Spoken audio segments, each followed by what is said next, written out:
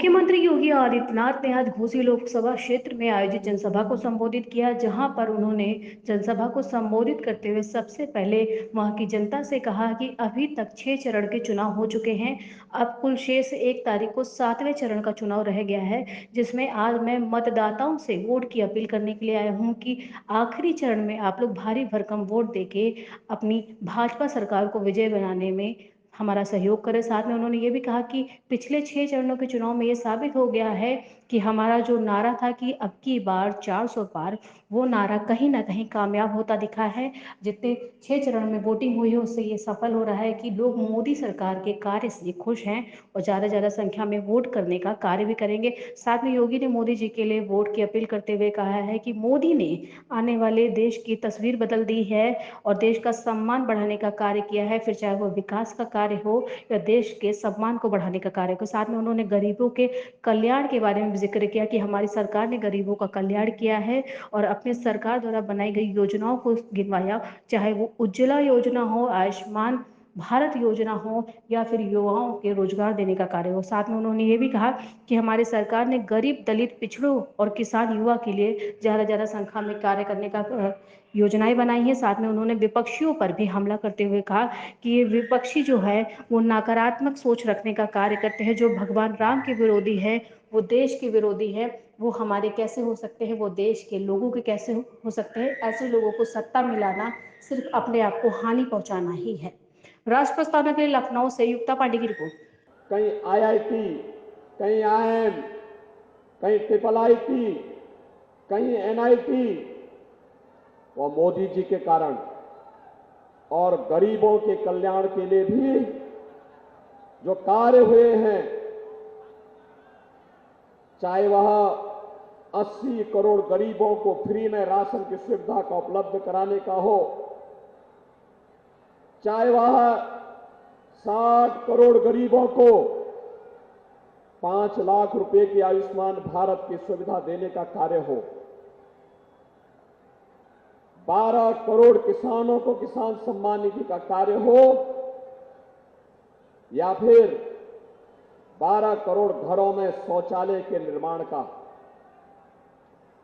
बहनों और भाइयों, यह सब कार्य मोदी जी के नेतृत्व में हुआ है और मोदी जी ने कहा है कि 4 जून को जब फिर एक बार मोदी सरकार बनेगी तो 70 वर्ष से ऊपर के हर एक बुजुर्ग को प्रतिवर्ष 5 लाख रुपए का आयुष्मान भारत के उपचार की सुविधा उपलब्ध करवाएंगे। 4 करोड़ लोगों को मकान मिल गए हैं, बचे हुए गरीबों को भी मकान देने का काम करेंगे। बहनों और भाइयों, एक तरफ भारतीय जनता पार्टी मोदी जी के नेतृत्व में गांव के लिए, गरीब के लिए, दलित के लिए, पिछड़ों के लिए, किसानों के लिए, युवाओं के लिए, महिलाओं के लिए नए कार्यक्रम किए हैं, उनको लेकर के आए हैं। और दूसरी ओर कांग्रेस और समाजवादी पार्टी का इंडी गठबंधन है।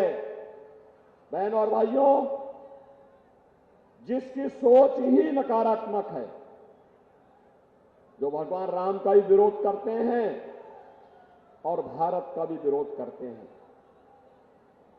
दलितों का भी विरोध करते हैं, पिछड़ों के हकों में डकैती डालते हैं।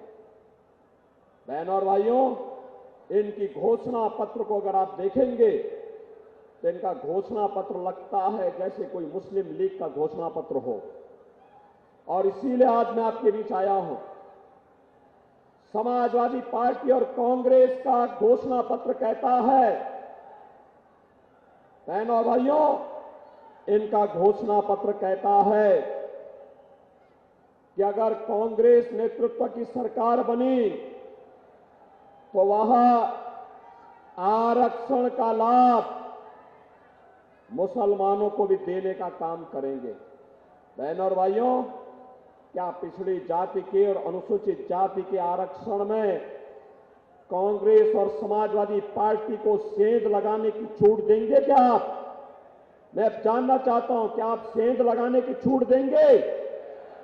बहनों और भाइयों, बाबा साहब भीमराव अंबेडकर ने भी कहा था कि आरक्षण का आधार धर्म नहीं हो सकता।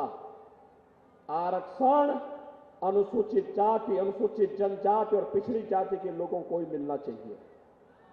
लेकिन ये कांग्रेस और समाजवादी पार्टी के लोग आपके हकों में डकैती डालना चाहते हैं और इसीलिए हम लोग आए हैं। बहनों और भाइयों, इनसे सावधान होने की आवश्यकता है। इनका घोषणा पत्र कहता है कि अगर सत्ता में आएंगे तो जनता जनार्दन पर वरासत टैक्स लगाएंगे। वरासत टैक्स का मतलब जानते हैं आप? वरासत टैक्स का मतलब आपके बाप दादों ने, पूर्वजों ने कोई संपत्ति बनाई है, आपको मिली है, तो कांग्रेस की सरकार आने पर, समाजवादी पार्टी की सरकार आने पर इनके द्वारा उस संपत्ति को आधा ले लिया जाएगा और आधा लेकर के उसे रोहिंग्या को, पाकिस्तानियों को, बांग्लादेशियों को बांटने का काम होगा। बहनों और भाइयों, क्या आप इसको स्वीकार करेंगे? अपनी प्रॉपर्टी पर डकैती